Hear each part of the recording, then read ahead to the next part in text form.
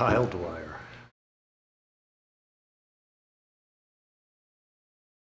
I am their master tech at the shop here in the dealership.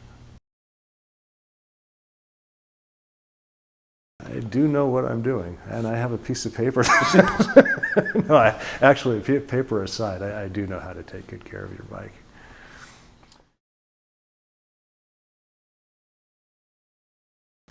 Making things survive longer.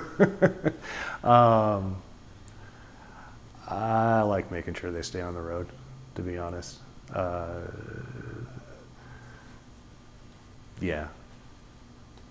It's more of, I guess, a matter of keeping history going. Yeah. Oh, making sure they stay on the road.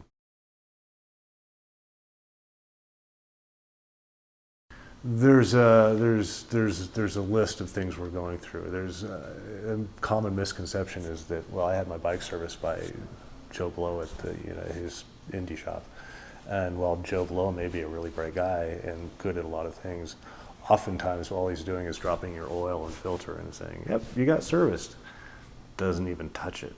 If you want your motorcycle to be safe while you're riding on top of it, so.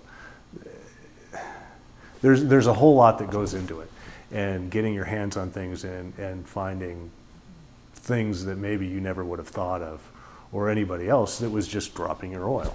You know what I mean? So it's a process. Again, there's a list of things we're going over and touching and writing down. And if anything were to happen, it's like, well, I can go back and look and say, well, did we do this or did we not do that? And if not, why? Was the customer told and they declined? It's just, there's a lot more to it.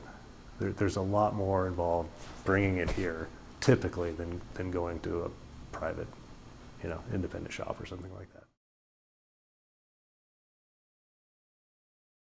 I think you should know that we actually work really hard to make their experience as best as possible. I think that gets lost on people.